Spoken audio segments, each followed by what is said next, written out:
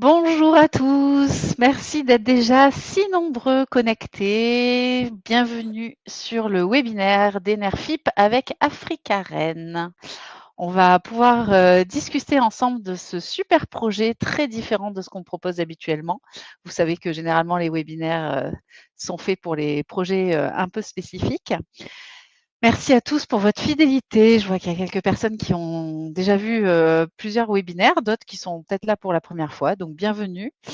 Merci bien. On va patienter quelques secondes, quelques minutes peut-être, que les derniers arrivants se connectent. En attendant, je peux vous expliquer un peu comment ça fonctionne. La particularité de ce webinaire, c'est que on ne vous voit pas et on ne vous entend pas. Mais vous, j'espère que vous nous entendez bien et que vous nous voyez. Vous avez sur la droite de vos écrans un onglet questions qui vous permet de nous poser vos questions à l'écrit et nous, on pourra répondre facilement au fil de l'eau. N'hésitez pas à tester pour voir si ça fonctionne. Vous avez donc la possibilité de poser vos questions à l'écrit. Vous avez aussi la possibilité de voter pour une question quand vous ne l'avez pas rédigée mais qu'elle vous intéresse. Ça permet de ne pas avoir 3 fois la même question et ça permet de faire remonter les questions qui intéressent le plus. Bonjour François, merci, ça fonctionne. Donc vous avez pour voter une petite flèche à côté du 0, à côté du nom, vous avez une petite flèche sur laquelle vous pouvez voter pour dire que la question vous intéresse. Voilà. Normalement, ça fonctionne bien. J'ai oublié d'expliquer à Gilles qu'il y avait 2 solutions, soit démarrer la réponse en direct, il ne faut pas écrire. Il ne faut pas cliquer sur ce bouton. Ok. Et sinon, on peut taper une réponse à l'écrit quand c'est une réponse courte. Voilà, pardon, j'ai oublié de l'expliquer tout à l'heure. Voilà, donc aujourd'hui, on va parler d'un projet qui s'appelle Africa Rennes, qui est assez différent de ce qu'on propose habituellement, puisque c'est un projet, on va financer une entreprise qui propose des projets en Afrique, assez diversifiés. Donc, on va rentrer un petit peu dans le détail. La présentation ne durera pas plus d'une heure et vous pouvez poser toutes les questions que vous voulez. On les posera au fil de l'eau. Voilà. Je vous propose de démarrer tranquillement. Voilà, je vais vous présenter un peu les intervenants. On commence et puis on fera peut-être un petit rappel sur les questions après. Mais voilà, en tout cas, n'hésitez pas à poser vos questions et à me confirmer que vous nous entendez bien. Voilà. Donc, aujourd'hui, on parle d'Africa Rennes. On est donc avec Gilles Parmentier, qui est le président fondateur de Africa Rennes, qui va vous parler de l'histoire de l'entreprise et des différents projets. Nous sommes également avec Diego, qui est analyste et qui a fait l'analyse du projet et qui va pouvoir vous présenter, vous expliquer un peu ce qu'on a pensé de ce projet, les notes, les risques, voilà.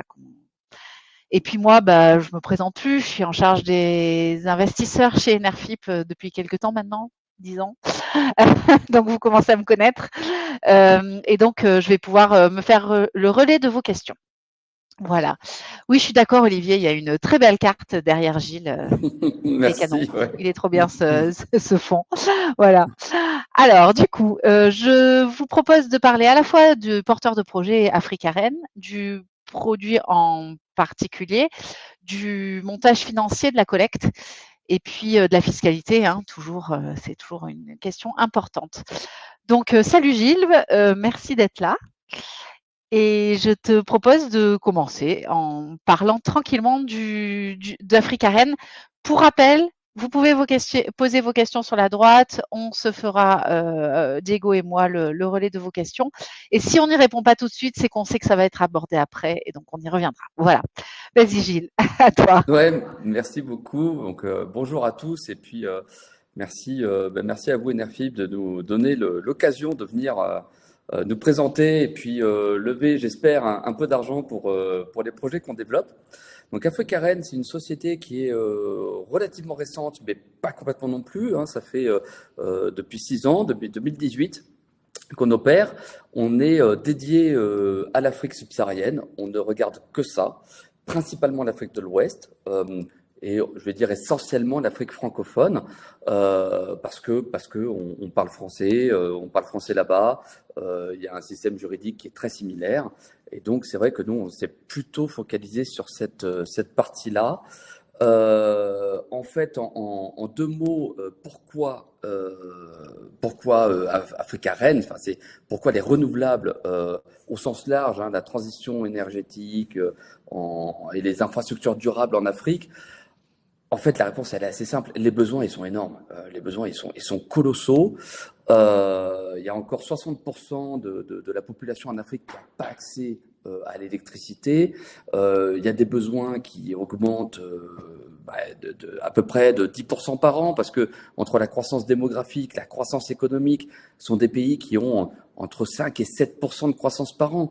Donc en fait, ils ont besoin d'avoir des installations électriques qui augmentent au moins de ce niveau-là par an. Donc en fait, il y a un marché qui est énorme.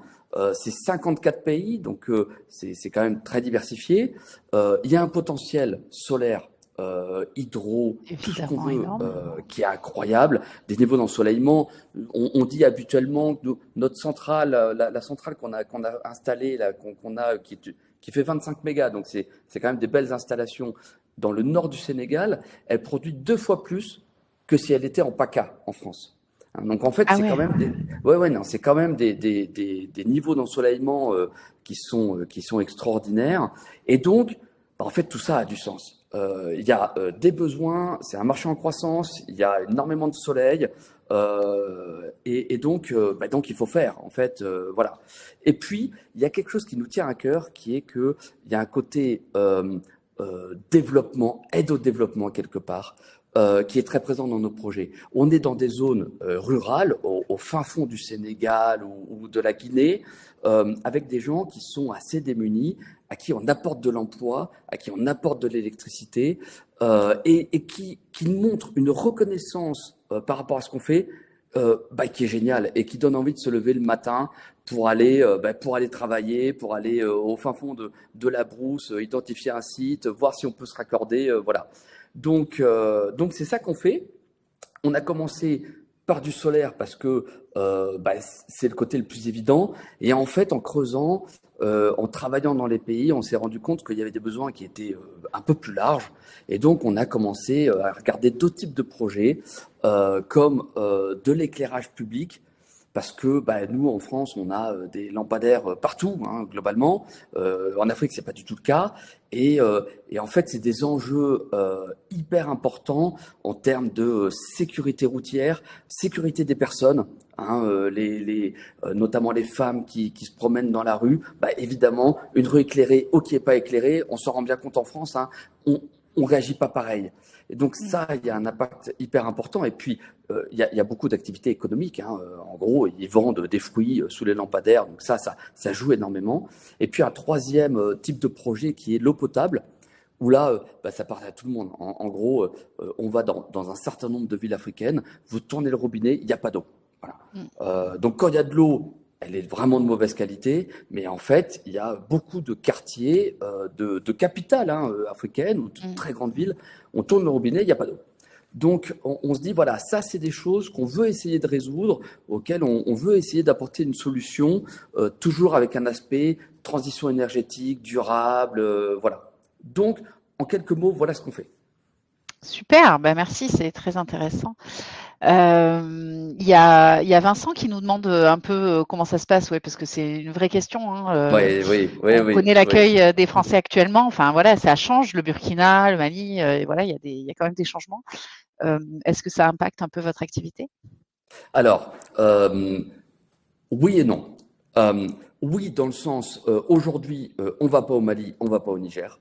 On va dire les choses de façon très, très claire. On n'y va pas parce que on se sent pas en sécurité. Mais qu'on soit français ou juste, hein, on est une quinzaine dans la société, on est 4 Français. Hein. Le reste, on a le reste, les collaborateurs ou les collaboratrices sont sénégalais, on a un Ivoirien, on a des Burkinabés, voilà. Donc on n'est pas que français, quand bien même. Aujourd'hui, moi, je suis pas à l'aise à ce qu'on ait des collaborateurs qui aillent au Mali ou au Niger pour des questions de sécurité physique. Après, il y a la relation entre ces pays et la France, et là, en fait, faut faire la part des choses. C'est-à-dire que la relation avec la France en tant qu'État, elle est très mauvaise. La relation avec les Français, elle n'est pas nécessairement mauvaise. Nous, on a de très bonnes relations avec le Burkina Faso, paradoxalement. Mmh. Alors, pas forcément avec la junte militaire, mais c'est pas eux nos interlocuteurs. En revanche, voilà, nous, on a commencé à construire notre centrale solaire qu'on a là-bas avant le coup d'État, enfin les coups d'État, hein, il y en a eu D'accord. deux. Euh, mais aujourd'hui, on a de très bonnes relations. L'État du Burkina, le ministère de l'Énergie nous demande de réinvestir dans le pays, hein, de faire plus parce qu'ils ont besoin d'énergie. Et donc, on est dans une situation où, évidemment, on ne cautionne pas tout ce que fait tout le gouvernement. Hein, notamment, on sait qu'il y a des sujets avec les populations, etc. Néanmoins, nous, on se dit que notre mission, c'est aussi d'apporter de l'électricité aux populations, malgré, en fait, les coups d'État qu'il y a eu. Et donc, on continue, si on peut rester là-bas, si on peut continuer à travailler, et c'est le cas au Burkina Faso, encore une fois, c'est pas le cas au Mali, c'est pas le cas au Niger, Mmh. c'est le cas au Burkina Faso, à ce moment-là, on reste, on continue à travailler. Le jour où, au niveau sécuritaire, ça passera plus, Oui, il faudra qu'on prenne une décision, mais évidemment, ça passe avant toute considération, c'est-à-dire qu'on ne mettra bien jamais sûr, nos collaborateurs en danger, ça bien c'est clair. sûr, bien sûr. Eh ben, c'est très clair sur Africarène. C'est très bien. Voilà. Est-ce que tu veux nous parler un peu de De qui vous l'équipe, êtes? oui, Ouais. je vois que ça enchaîne sur les sujets Ouais, d'évaporation ouais. financière. On l'abordera évidemment, c'est un des sujets majeurs. Voilà. Donc on abordera, mais on va en parler juste après. L'équipe. Donc, dans le management, en gros, on est cinq. Hein, donc, moi, je m'occupe de lever des fonds avec Enerfip. Mais alors, je m'occupe aussi d'animer hein, toute la société, la stratégie, les financements, les discussions avec les gouvernements, voilà, et puis s'assurer derrière que les projets se passent bien. Mais pour ça, on est structuré avec autour de quatre pôles. Un premier pôle, je dirais corporate, qui est mené par Cyril Mercier et qui s'occupe de s'assurer que les projets sont bien tenus d'un point de vue comptable, d'un point de vue fiscal, d'un point de vue reporting, etc. Ça, c'est quand même très important. On va y revenir. On est financé par des bailleurs publics et donc on est très soucieux de s'assurer que voilà, on a les bons reporting au bon moment et qu'on est clean en termes de compta, fiscalité, parce que pareil, c'est un sujet, il y a une pression fiscale importante dans les pays et on a besoin d'être hyper carré sur ce qu'on fait. Maxime s'occupe de tout ce qui est la partie technique, opérationnelle. Hein, donc c'est lui qui connaît les panneaux solaires par leur petit nom, c'est lui qui va traiter avec les sociétés de construction, qui va suivre les chantiers, qui va superviser la maintenance. On fait la maintenance des centrales solaires nous-mêmes. Hein, donc c'est lui qui supervise toute cette partie-là, toutes ces équipes. Et c'est pas complètement simple, hein. Évidemment, c'est pas tout à fait pareil de faire la maintenance d'une centrale solaire au fin fond de la brousse au Sénégal ou voilà dans Bah, ça, la c'est région sûr. bordelaise. Hein, voilà, il y a des petits sujets D'accord. de logistique, de tempête de sable, voilà qu'il faut prendre en compte.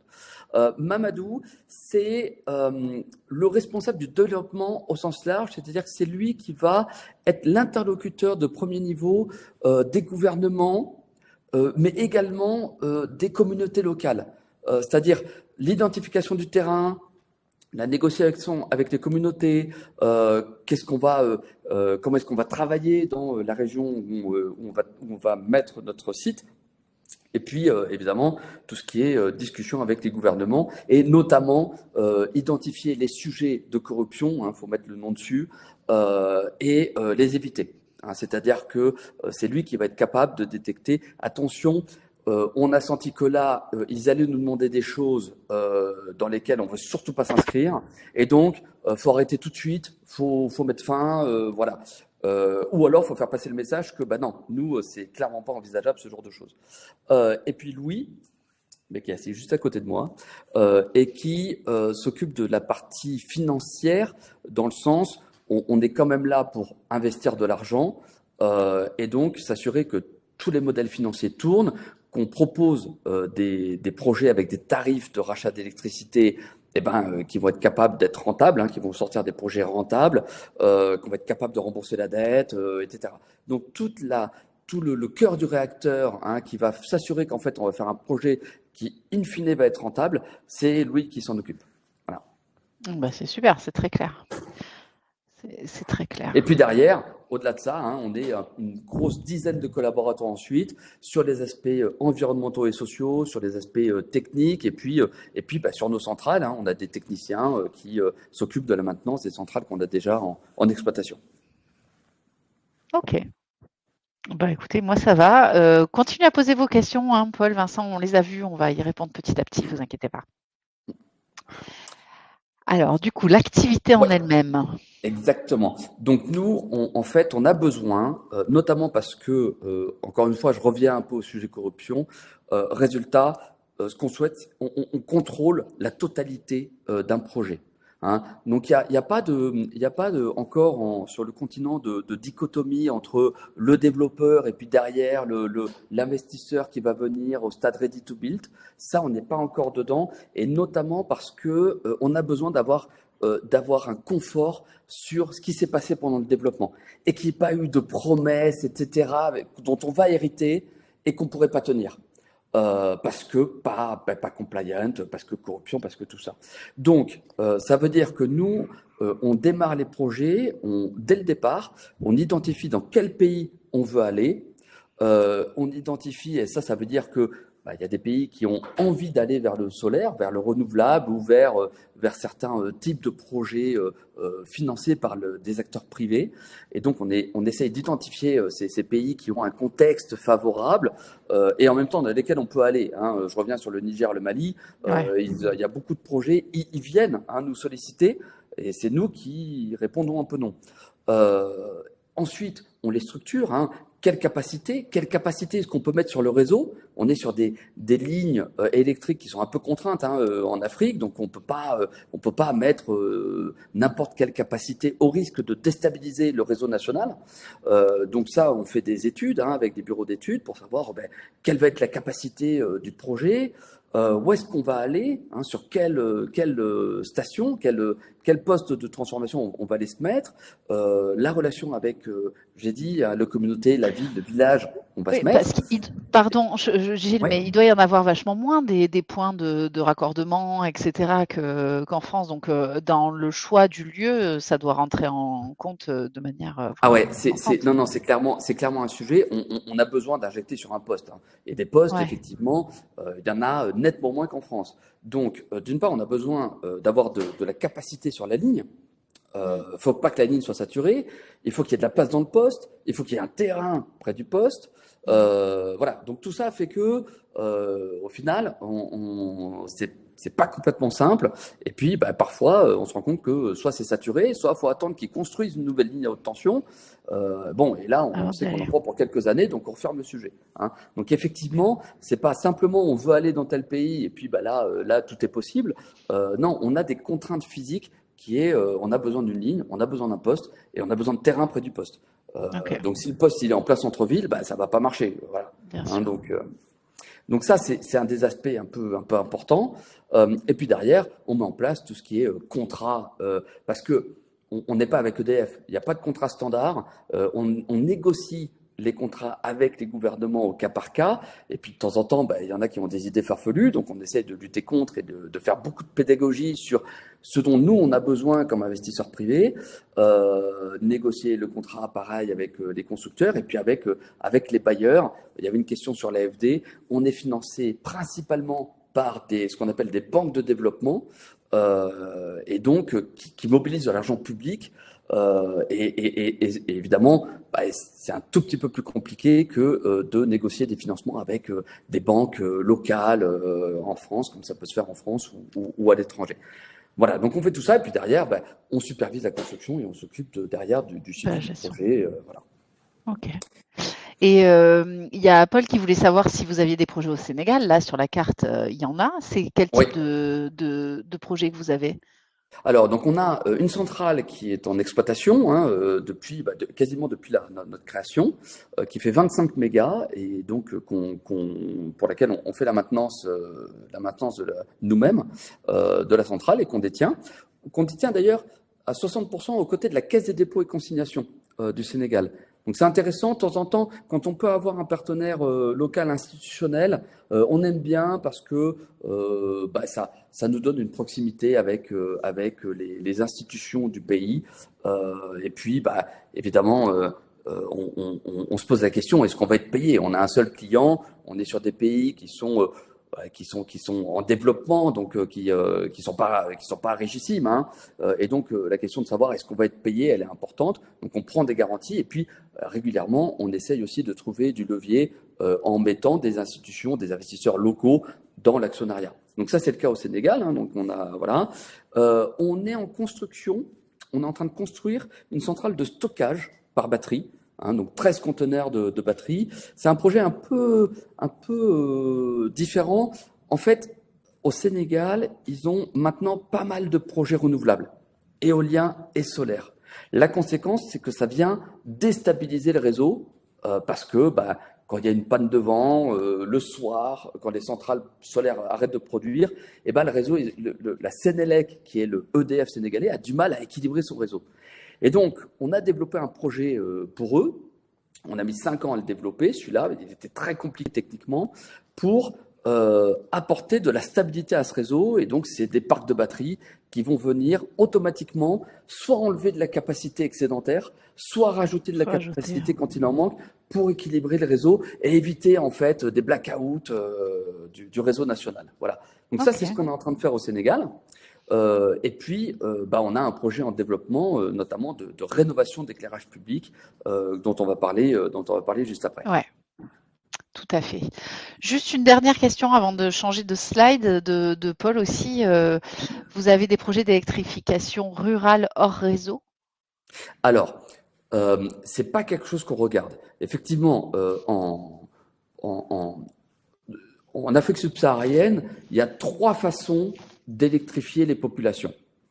Il y a les centrales, des grosses centrales qui sont raccordées au réseau national, aux lignes à haute tension. Ça, c'est ce qu'on fait.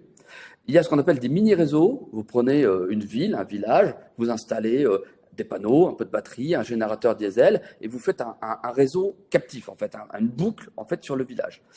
Voilà. Et puis la troisième solution, c'est au niveau de la case ou de la maison individuelle, vous mettez un petit panneau avec une ampoule et un fil. C'est ce qu'on appelle les solar home systems. Hein. Voilà. Donc ça, c'est les 3 segments.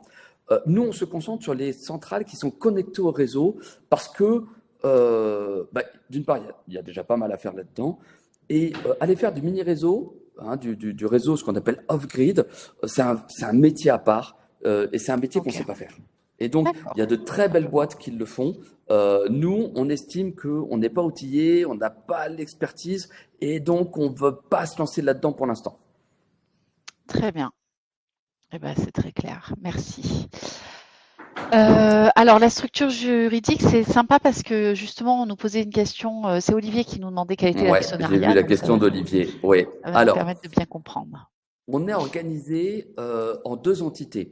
Une entité de développement qui porte les projets jusqu'au démarrage de la construction et une holding d'investissement. Ce n'est pas un fonds d'investissement, c'est une holding d'investissement qui est au Luxembourg.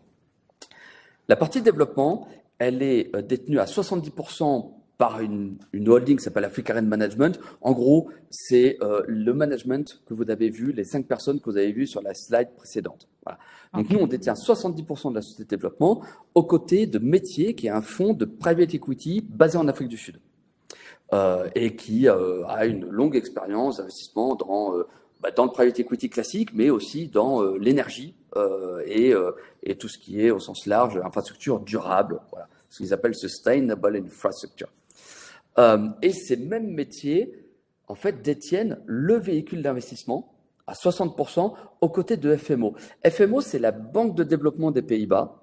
C'est des gens avec qui on travaille pas mal, les Néerlandais. Et donc le FMO, Banque de développement des Pays-Bas, majoritairement détenu par l'État néerlandais, hein, et puis ensuite des banques néerlandaises. Donc, sur la partie détention des actifs, une fois qu'ils démarrent la construction, c'est le fonds sud-africain à 60% et 40%, en gros, voilà, la banque de développement, donc indirectement l'État des Pays-Bas. Donc c'est assez institutionnel et solide comme actionnariat. Oui, hein, Diego en reparlera, mais ça faisait partie des choses qui ont fait qu'on On a suivi. Voilà. Parce qu'en effet, ils sont assez solides. Oui, et pour la petite histoire, 40% le FMO, parce que eux-mêmes sont investisseurs dans métier, dans le fonds sud-africain. Voilà. Donc pour des questions pour éviter d'être majoritaire indirectement et qu'au final, en fait, on soit détenu indirectement par l'État des Pays-Bas, ils sont à 40% pour rester minoritaires. Voilà. Ok. Très clair, merci. Est-ce que Diego, tu vois une chose à rajouter sur cette slide ou pas? Pas pour l'instant, vous pouvez poursuivre. Ok, merci. Bon, évidemment, s'il y a des questions, hein, on pourra Oui, y n'hésitez revenir. surtout pas.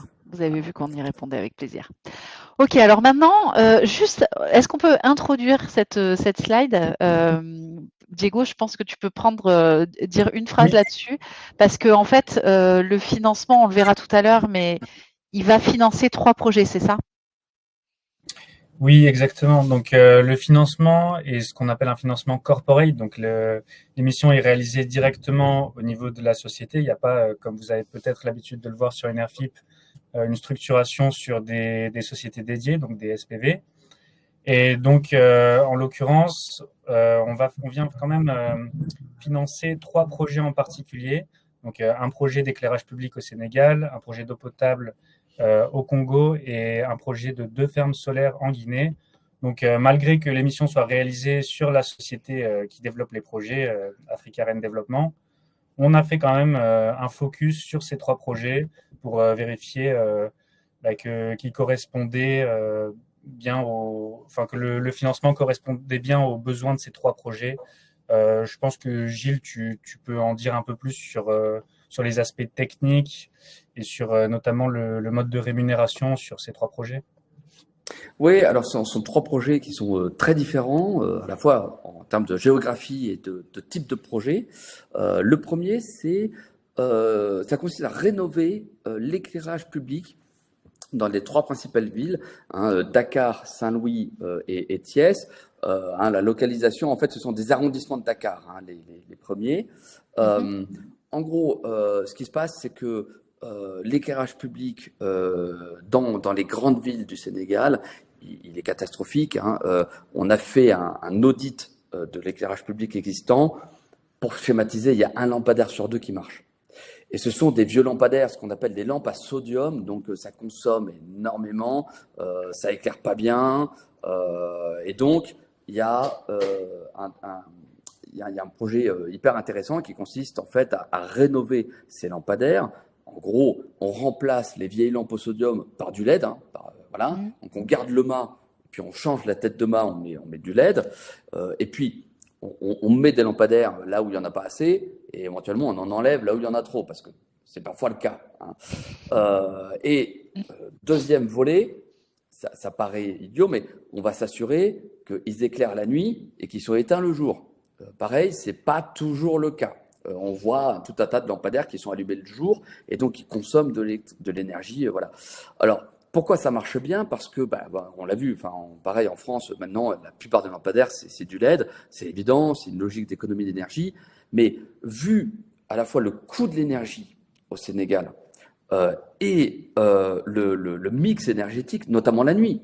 La nuit au Sénégal, c'est 80% d'énergie thermique, en fait, qui est produite par ce qu'on appelle du HFO, du fioul lourd. Donc, d'un point de vue environnemental, c'est catastrophique. Et en rénovant, en changeant, en fait, ces mâts, hein, ces lampadaires, on va économiser 80% d'énergie. Donc, en fait, c'est énorme. En gros, on va faire économiser au Sénégal une centrale électrique, la nuit. Donc, évidemment, Ok. une centrale qui fonctionne plutôt au fioul lourd et donc qui pollue, etc. Et ce qui va se passer, c'est que le gouvernement sénégalais, l'État sénégalais, va utiliser une partie des économies qu'on va leur faire sur la facture d'électricité pour nous repayer. Donc nous, là où c'est intéressant, c'est que, en fait, c'est un projet qui va pas leur coûter d'argent. Au contraire, en fait, ils vont faire une économie nette. Ils vont utiliser la majorité de l'économie, hein, plus de la moitié, pour nous rembourser. Mais au final, ils vont être gagnants. L'éclairage public va coûter moins cher, va être plus efficace. On va passer de 50% de lampadaires à 100% de lampadaires qui marchent, puisqu'on va les garantir. Et puis voilà. Donc en fait, ils sont gagnants. Et nous, on va avoir un contrat de 15 ans, on va se faire repayer pendant 15 ans alors, c'est un paiement fixe, hein, c'est un lease, hein, voilà. On a des garanties de disponibilité des lampadaires, hein. Quand il y a une panne, on va devoir réparer en temps de jours, mais c'est quelque chose qui va être assez sécurisé pendant les 15 ans. Voilà. Donc ça, c'est le premier projet. Alors Gilles, il faut aller un peu plus vite, ça fait déjà 30 minutes et on n'a pas passé la moitié. Donc d'accord, j'accélère. Il faut qu'on aille un peu plus vite. Le deuxième projet, c'est de l'eau potable. J'en parlais. Pointe-Noire au Congo. Pointe-Noire, c'est la veine industrielle du Congo. En gros, ils sont à la moitié de ce qu'il leur faudrait en termes de production d'eau potable. Donc c'est un peu terrible. Donc on a un projet, on s'est adossé à un développeur, un co-développeur qui est spécifique dans le sujet de l'eau potable sur le continent africain. Et l'idée, c'est d'aller pomper dans un lac, produire 30 000 mètres cubes par jour, donc c'est une belle installation, et puis l'envoyer dans le réseau de distribution et jusqu'au robinet des maisons. Voilà, donc c'est un projet qui fait à peu près 70 millions d'euros, un peu plus de 70 millions d'euros, et en fait, ça fonctionne comme une centrale solaire. On va se brancher sur le réseau, on va avoir un compteur, et on va être payé au mètre cube. Là où on serait payé au kilowattheure pour du solaire, on va être payé au mètre cube dans le réseau qu'on injecte. Là où c'est encore plus facile techniquement, c'est que l'eau, ça se stocke plutôt bien. Donc, on va avoir en plus des châteaux d'eau où on va pouvoir stocker l'eau et comme ça, matcher exactement la demande. Le troisième projet, c'est un projet en Guinée. Donc, c'est 100 mégawatts de solaire au total, 2 sites de 50 mégas. On a mis 2 sites parce que les contraintes dont on parlait au début, hein, sur les réseaux, sur les postes, fait qu'on ne peut pas mettre 100 mégawatts sur un seul site. Donc, on en fait 2. On a un contrat, mais donc 2 sites. Voilà. Là, on est sur des lignes à haute tension. Et là, pour le coup, c'est la centrale solaire standard. Il n'y a pas de stockage parce qu'ils n'en ont pas besoin. Ils ont beaucoup de barrages hydro en Guinée. Donc, ils peuvent réguler un peu le réseau et jouer un peu sur les barrages. Donc, ils n'ont pas besoin de stockage. On est sur une centrale solaire très, très basique. Voilà. Très bien, c'est très clair. J'espère que ça vous a convenu comme réponse. Je vais faire un petit retour en arrière parce que Ghislain et Pierre ont 2 questions qui me semblent très pertinentes et très intéressantes. Il y a Pierre qui nous demande pourquoi, puisque vous avez des super fonds de pension sud-africains et néerlandais, pourquoi vous avez besoin d'Enerfip? Je pense que Alors, c'est une bonne question. Ouais. Donc, le financement d'Enerfip, il vient sur Africa Développement, sur la partie développement des projets. En fait, tout simplement parce que les métiers, le Fonds sud-africain a investi chez nous. Et en fait, aujourd'hui, soit on fait réinvestir métier, mais c'est du capital long, durable. Ça veut dire qu'ils vont réinvestir pour une durée un peu longue. Or là, notre difficulté, elle est temporaire. On a de plus en plus de projets, et c'est super. Et donc, en fait, on a besoin de fonds de roulement, de working cap, pour financer les études techniques pour ces projets-là, les études sur le réseau, les études de sol pour derrière construire des centrales. Et derrière, évidemment, tous ces fonds-là, tous ces frais-là sont remboursés le jour où le projet sort. Donc, en réalité, c'est le fait qu'on ait plus de projets qui viennent, parce que il y a de plus en plus de besoins sur le continent. Et puis, on commence aussi à être connu. Hein, ça marche plutôt bien. Donc, on a de plus en plus de projets qui font qu'en fait, on a un besoin de trésorerie pour financer ces études jusqu'à ce qu'on démarre la construction. Donc, c'est plus un besoin, entre guillemets, temporaire. Et on souhaite y répondre par un prêt à court terme plutôt que d'aller chercher ou demander à nos investisseurs de remettre au pot, où là, ça serait plus pour répondre à un besoin long terme. Donc, on cherche à faire matcher en fait nos ressources avec nos usages. Ouais, je pense que c'est très clair, merci. Je pense que Pierre, ça vous a convenu comme réponse, j'espère. Et Ghislain qui se demande comment se fait le transfert entre les projets, une fois qu'ils ont été finis de construire, ils passent à Africa Rain Energy, probablement. Oui, exactement. Donc, il passe à Africa Energy. On se met d'accord sur un TRI, hein, sur une rentabilité que doit donner le projet. Et puis, à ce moment-là, une fois qu'il est prêt à démarrer, que les financements sont en place, qu'on a le constructeur, à ce moment-là, on le bascule du côté Africa Rain Energy. Nous, évidemment, on garde un lien. Il y a une troisième entité qui existe, qui n'est pas sur le slide, qui s'appelle Africa Opération, qui a la même détention que Africa Développement, donc le management d'un côté, métier de l'autre côté, en minoritaire, et qui vient faire la gestion, la maintenance des projets. Donc, en fait, une des difficultés, c'est que ces projets demandent tellement d'investissement. Vous avez vu sur la Guinée, on est, alors j'ai plus le chiffre qui est sur le slide, mais on doit être autour de 80 millions d'euros. 86 millions. Voilà, 86 millions d'euros. On va financer ça en partie par fonds propres, mais en fait, les fonds propres, on va parler de entre 15 et 20 millions d'euros. Et donc, en fait, on a besoin d'une société d'investissement détenue par des fonds pour apporter ces fonds propres. Nous, équipe management, en fait, on est donc dans le développement, on est dans la gestion des projets, et puis on a entre guillemets un bonus sur la bonne performance des projets, pour s'assurer que les projets délivrent bien ce qui était prévu en termes de production, de revenus, etc. Voilà. C'est comme ça qu'on fonctionne. Voilà, un des écueils qu'on a, c'est que ces projets en fait sont trop gros pour qu'on puisse, nous management, en fait, les porter et apporter des financements. Voilà. Bien sûr. C'est très clair, merci beaucoup. Du coup, on peut parler du montage financier et de où se trouve Enerfip dans tout ça. Je ne sais pas si c'est Diego ou Gilles qui veut prendre la parole, ou les deux. Merci Gilles. Je pense qu'on a déjà pas mal anticipé cette slide avec tes explications juste avant. Donc notamment le transfert des projets depuis Africa Développement jusqu'à Africa Énergie. Donc nous, notre émission, comme vous pouvez voir sur la gauche, elle sera bien sur Africa Développement. Et la sûreté qui a été obtenue par Enerfip, c'est un nantissement des titres, donc des actions qui sont détenues par le management via la holding Africa Management. Et donc je tenais juste à souligner que le fonds métier, votre autre actionnaire, a également permis ce nantissement. Donc ça montre vraiment une volonté de tous les actionnaires de réaliser cette opération. Voilà, donc. Est-ce qu'on peut juste expliquer en 2 phrases, Diego, le nantissement? Je ne suis pas sûre que 100% des gens qui sont là sachent ce que c'est. Oui, effectivement, en financement de projet et en particulier chez Enerfip, c'est une des sûretés les plus récurrentes et qu'on propose.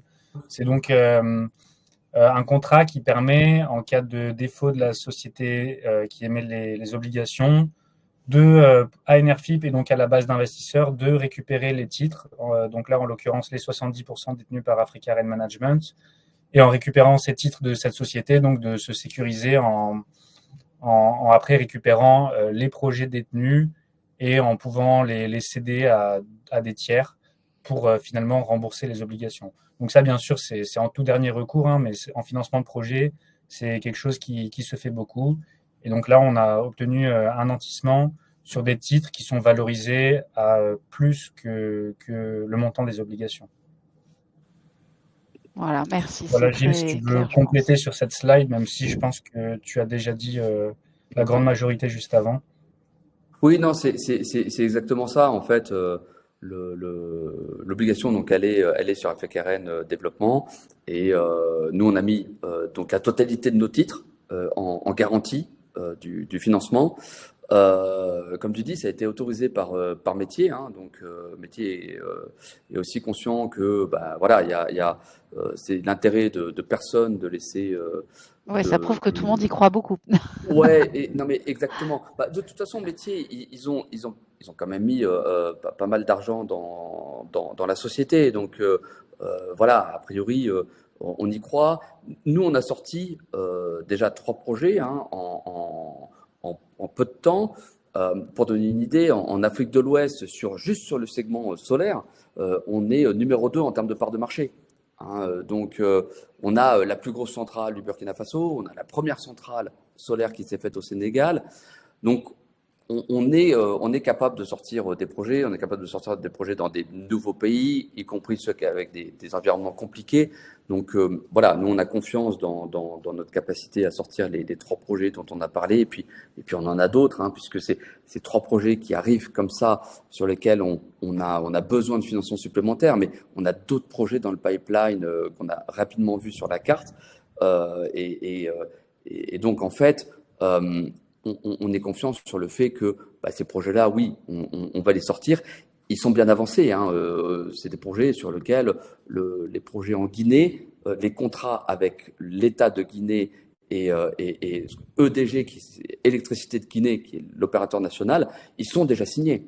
Donc, on ne part pas de zéro sur ces projets-là. C'est quand même des choses sur lesquelles il y a déjà un certain nombre d'études qui ont été faites, des contrats signés. Donc, a priori, on est très confiant sur notre capacité à les sortir. Ok.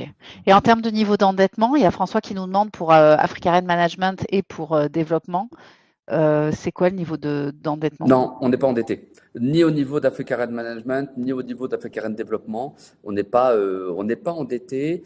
Alors, on a quelques financements sur certains projets, mais qui sont liés au projet. C'est-à-dire qu'en fait, c'est pas un endettement sur la société, c'est un endettement sur le projet lui-même, où, en gros, si le projet ne se fait pas, à ce moment-là, c'est des prêts qui sont faits par des banques de développement. À ce moment-là, le prêt est abandonné. C'est ce qu'on appelle plutôt une subvention remboursable. Mais sinon, en tant que financement tel qu'on l'entend, en dette, Africa Développement n'est pas endetté et Africa Management n'est pas endetté non plus. Parfait. Et il y a des projets qui ont des soucis, qui sont débloqués, qui ont eu des défauts, des défaillances? Alors, historiquement, il y a un seul projet qu'on a abandonné en cours de développement, c'est au Mali. Voilà. Okay. Pour des raisons que tout le monde va comprendre. Voilà, on était en train de signer des contrats et au final, vu le contexte, on a décidé, nous, qu'on n'irait pas plus loin sur le projet. Parfait. Merci. On continue un peu plus vite parce que sinon on n'aura même pas le temps de parler de la collecte. Diego, sur le plan de trésorerie, tu voulais dire quelques mots? Très rapidement. Donc ça, c'est un graphique qui permet un peu de visualiser comment a été calculé le montant du financement. Donc on voit qu'il y a un bas de trésorerie, logiquement à cause des coûts de développement endurés par Africa Red Développement. Donc ce tirage Enerfip, il va donner un peu de trésor à la société pour continuer ses développements. Et puis vous pouvez voir que à chaque closing, donc qui est indiqué par une flèche rouge, je me permets juste de revenir sur la slide précédente pour bien voir. Donc quand les projets, une fois RTB, donc quand le développement est terminé, sont vendus à Africa Red Energy, Africa Red Energy paye, comme tu l'as dit Gilles, tous les coûts associés au projet, ainsi qu'un premium pour rémunérer Africa Red Développement. Et donc, c'est là qu'on voit, par exemple, fin 2025, ce pic de trésorerie. Donc, c'est la vente à Africa Red Energy. Et donc, on peut voir qu'au fil des développements, on a inclus donc, les 3 projets ici financés et également Codeni, qui est un autre projet solaire. Au cas où, en fait, le financement Enerfip dure jusque-là, malgré que on a également l'option que Africa Red Développement rembourse de manière anticipée. Et donc, au fil de ces closings, on voit que la trésorerie, elle remonte et on atteint des niveaux assez satisfaisants, donc fin 2027, début 2028, qui permettent de rembourser Enerfip tout en conservant un niveau de trésorerie acceptable pour Africa Red. Oui, je rajoute juste un mot peut-être, Diego. On a été, je pense, conservateur dans les hypothèses de date de closing, parce que voilà, on voit la Guinée qu'on close mi-2026, donc c'est dans 15 mois. Bon, on est assez à l'aise, les contrats sont déjà signés, les sites sont identifiés, on est assez à l'aise que celui-là, on devrait le closer plus vite, voilà. Donc Lumen, c'est pareil, c'est un projet qu'on a commencé à développer déjà il y a quelques mois, et là en fait on prend l'hypothèse qu'on le close fin 2026, donc dans plus d'1 an et demi. Voilà, donc tout ça pour dire que on a été prudent, je pense, dans les hypothèses de timing des projets pour le plan de trésor. Ouais, mais ça c'est toujours et c'est important. Oui, on ne sait jamais. On en a conscience. Et puis il y a aussi, comme je disais, le fait qu'on ait laissé presque 1 an de marge de manœuvre au cas où il puisse y avoir des retards. Et simplement, vous pouvez retrouver plus d'informations sur le business plan, sur les projections financières sur la page du projet ou dans l'analyse, si vous avez un compte. Tout à fait. Merci. Alors, je pense que maintenant vous avez compris de quoi on parlait. On peut parler de la levée de fonds en quelques mots. Vous commencez à être rodé, je pense, mais l'investissement minimum, il est de 10 euros. L'investissement maximum est de 1 million d'euros. Et l'objectif de la collecte, c'est 2 millions d'euros. Donc, je pense que vous trouverez votre bonheur entre 10 euros et 1 million. Le versement des intérêts, comme on parle d'obligations, on parle d'intérêts, obligations simples, attention, on parle d'intérêts, donc le versement des intérêts est annualisé et le remboursement du capital se fait à la fin, comme on vient de le voir dans la slide précédente. On parle d'un taux d'intérêt à 9,5% brut par an, 9,5, et d'une durée d'investissement de 3 ans. Okay, avec la possibilité d'être remboursé en anticipé, comme l'a dit Diego tout à l'heure. Le projet est noté B. Les fonds d'investissement n'y sont pas pour rien probablement. Diego va vous en parler un tout petit peu après. Et on parle d'une société de droit français, donc fiscalité française. Voilà. Donc 9,5% sur 3 ans, intérêt annuel tous les ans et remboursement du capital in fine au bout des 3 ans. La collecte ouvre mercredi à 12h30 et donc d'ici là, vous aurez le temps de lire la documentation et de voir un peu ce qu'il en est. Et donc, Olivier, vos désirs sont des ordres. Je propose que Diego réponde à votre question en direct. Bien sûr. Pourquoi est-ce que c'est noté B, ce projet? Bien sûr. Bah, effectivement, on arrive sur une note de B avec un taux de 9,5%, ce qui est explicable, cette note, notamment par, comme tu disais, Pauline, la surface financière et puis le fait que ce sont quand même des gros actionnaires derrière. La sûreté qui a été retenue, donc comme on disait, c'est un nantissement qui a été consenti par le management et par le fonds d'investissement métier. Et les parts nantis ont une valorisation qui est bien supérieure aux 2 millions d'euros d'obligations.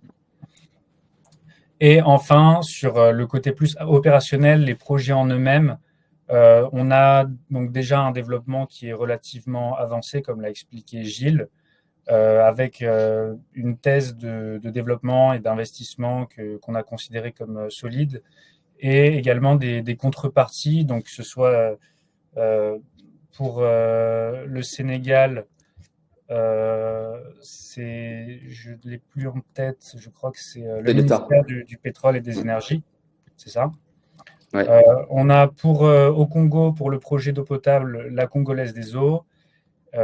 Et en Guinée, on a l'électricité de Guinée, qui est donc l'équivalent d'EDF, donc des institutionnels et qui. Avec Diego, je te coupe, avec des garanties gouvernementales à chaque fois. Hein.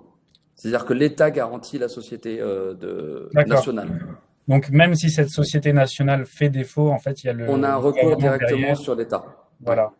Donc voilà, c'est ça. C'est sur les contreparties de paiement des projets, en fait, le risque est quasi nul, hein, puisque ce sont des institutions ou des gouvernements. Donc voilà, ce sont ces éléments qui nous ont amenés à noter ce projet B. Parfait. Avant qu'on passe à la fiscalité, on peut peut-être répondre très rapidement parce que sinon vraiment on va déborder. À Hervé sur la probabilité de remboursement anticipé, donc on a rapidement évoqué tout à l'heure. Est-ce qu'il y a une probabilité de remboursement anticipé ou est-ce que bon, ça sera 3 ans et puis c'est comme ça? J'imagine que c'est difficile à dire pour Gilles puisque c'est un timing, comme il a dit, qui est conservateur. Mais c'est quand même lié. C'est quand même lié en fait au projet. C'est-à-dire que 3 ans, c'est une prévision de sortir les projets en 2 ans avec potentiellement un an potentiel de buffer. Voilà. Évidemment, si on sort les 3 projets en 18 mois, en fait, c'est ça qui va provoquer le remboursement anticipé. Donc voilà. Après, dire quelle est la probabilité de rembourser de sortir de 3 projets en 18 mois, en 24 mois, c'est un peu difficile de se prononcer. Mais notre plan, voilà. Nous, notre plan, c'est de sortir ça en 24 mois, oui, maximum, quoi. Voilà. Ensuite, évidemment, c'est un peu difficile de s'engager dessus. C'est pour ça qu'on a mis 3 ans, en sachant que dès qu'on sort le 3e projet, boum, ça Ça déclenche le sera remboursement. remboursé. Ouais. Voilà. Ça déclenche automatiquement, hein, ouais, ça c'est certain. Ensuite, sur la fiscalité, on parle de fiscalité d'obligation absolument classique. Donc pour le moment, pas de changement.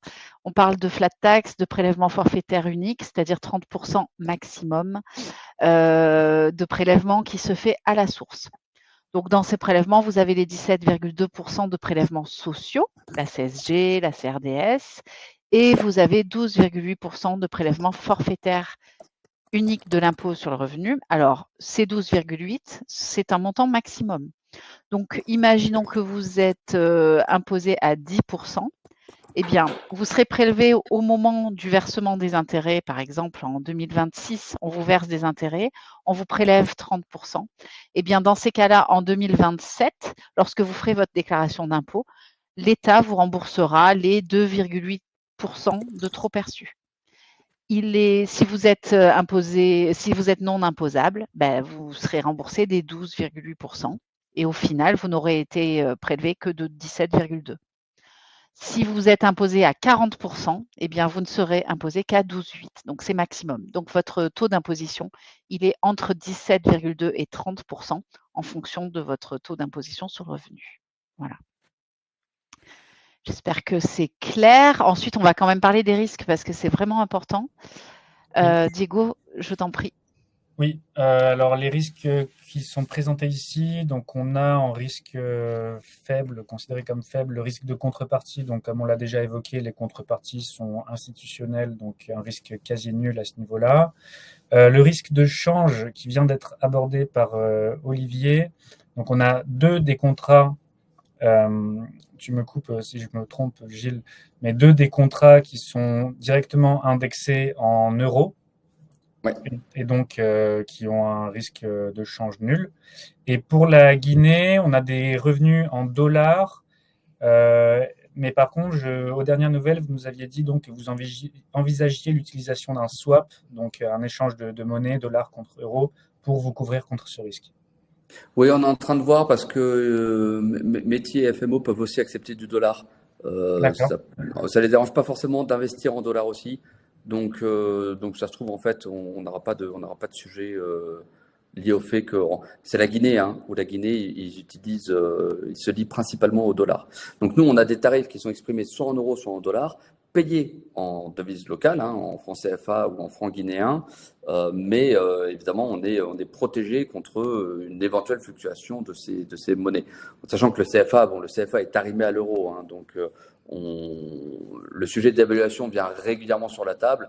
En réalité, ça fait pas mal d'années que ça n'a pas bougé. Ok. Merci. Parfait. Et il reste le risque de développement qui donc lui est inhérent à l'activité d'Africa-Rennes, avec quand même on est rassuré par l'historique de projets développés et puis le fait que quasiment toutes les étapes du développement sont maîtrisées en interne. Et enfin, on ne l'a pas détaillé ici, mais tout ce qui est risque pays, risque politique, relatif à la corruption, etc., et qu'on a déjà abordé, vous avez sur notre analyse quelques slides également sur ces sujets. Et puis Gilles vient déjà d'en parler avec du détail. Parfait, merci Diego, c'est très très clair. Vous avez l'air tous super opérationnels, donc je vais peut-être pas vous faire un cours sur comment on investit. Je vous rappelle qu'il y a 0 frais, c'est-à-dire qu'à partir du moment où vous placez des fonds chez nous, ils sont investis dans le projet choisi, que quand vous récupérez vos fonds, vous ne payez pas de frais, enfin à aucun moment, jamais, jamais, jamais, jamais de frais. Donc pour ce faire, vous devez créer un compte chez nous, enerfip.fr, enfin fr.enerfip.eu, ça marche aussi. Vous allez créer un compte, nous fournir des documents d'identité pour qu'on vérifie que vous n'êtes pas sur la liste anti-blanchiment d'argent et financement du terrorisme. Répondre à un questionnaire hyper énervant, long, désagréable, intrusif, qui est obligatoire. C'est l'Europe, c'est comme ça. On n'a pas le choix. Vous nous détestez pendant 5 minutes et puis après, vous passez à autre chose. Et ensuite, vous pouvez investir. Donc tout ça, ça prend moins de 10 minutes. Vous pouvez investir en allant sur le projet d'Africarène uniquement, évidemment, à partir de mercredi midi et demi. Et là, vous choisissez le montant que vous souhaitez investir entre 10 € et 1 million. Vous signez en ligne votre document votre bulletin de souscription et vous avez 10 jours pour régler. Voilà. La collecte dure, j'ai pas regardé la date de fin, pardon. Hop, je reviens en arrière, c'est pas très professionnel, désolé, jusqu'au 30 avril. Donc évidemment, quand on a atteint les 2 millions d'euros, elle s'arrête. Si on ne les a pas atteints, on va jusqu'au 30 avril. C'est une fois que la collecte sera clôturée, qu'on aura collecté l'ensemble des fonds, que les intérêts commenceront à courir et que donc vous toucherez vos intérêts un an après. Voilà. Vous avez toute une équipe à votre écoute, donc n'hésitez surtout pas à nous passer un coup de fil. Vous pouvez même parler espagnol ou néerlandais ou anglais si vous le souhaitez.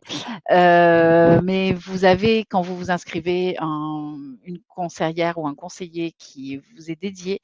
Et donc, vous pouvez leur écrire par mail, les appeler et on répondra à toutes vos questions, y compris sur le projet. Si vous avez encore des questions à la fin, elles feront remonter les questions et on vous répondra rapidement. Voilà. Est-ce que vous avez vu d'autres questions, Gilles et Diego, auxquelles on n'a pas répondu? Peut-être, oui, le Oui, projet sur il y a l'eau. 2 questions. Oui, si on a le temps, 2 questions. Alors, Ouais, le rapatriement vas-y, des devises. rapido.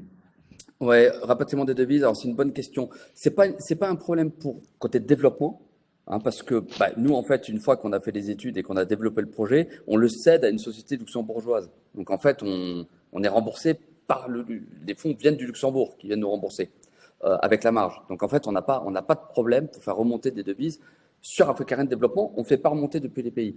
À long terme, en fait, on arrive à faire remonter parce que les prêts sont sont toujours apportés par des institutions de développement publiques qui ont un levier quand même sur les États. L'État néerlandais, l'État français, la Banque mondiale, et par ailleurs bailleurs de l'État. Et donc, quand ils disent non, là, pour le coup, on a besoin de rapatrier les devises, ils ont quand même un levier qui est plus important qu'une entreprise privée qui veut le faire. Voilà, ça c'est pour la partie devises. Donc, Africarène Développement, on s'est pas exposé aux devises, au rapatriement de devises locales. Le risque climatique, alors le projet d'eau, oui, très bonne question. C'est évidemment un sujet sur lequel on s'est interrogé. Et sauf qu'en fait, on a des premières études sur ce lac qui datent de 1960. Et donc, on est capable, entre les études de 1960 et les études d'aujourd'hui, de voir en fait l'évolution qu'il y a eu sur la réserve d'eau. Et en fait, quelque part, d'anticiper avec toutes les limites que ça a, d'anticiper des scénarios sur les 20 prochaines années. Et en fait, on est très très large. C'est-à-dire que ce qu'on va pomper dans le lac, c'est quand même très faible par rapport au débit qui vient et qui sort. Donc on est assez tranquille. Ok, très bien. Et Paul, pour les montants moyens, alors sur les pages projet, vous avez le montant collecté et le nombre d'investisseurs, donc c'est assez facile à calculer, mais grosso modo, en fonction des projets, on est entre 900 et 4 000 € de montant moyen, mais encore une fois, on a des gens qui mettent 400 000 € et d'autres qui mettent 10 €. Donc voilà, c'est pour ça que c'est aussi large, c'est pour que chacun trouve son bonheur. Voilà. Bon, j'espère que vous avez trouvé ce projet aussi intéressant que nous. Nous, on est assez fans. Ça fait longtemps qu'on travaille avec Africarène pour le sortir. On est très contents que ça apparaisse enfin sur la plateforme. Merci Gilles pour tous ces détails très pertinents et intéressants. C'était très clair. Merci beaucoup. Et merci Diego aussi pour tous tes éclairages. On vous souhaite une excellente soirée. Le webinaire sera en replay demain sur la page projet. Et on vous dit à très bientôt sur Enerfip. Merci. Merci à tous. Merci beaucoup. Bonne soirée. Merci. Au revoir.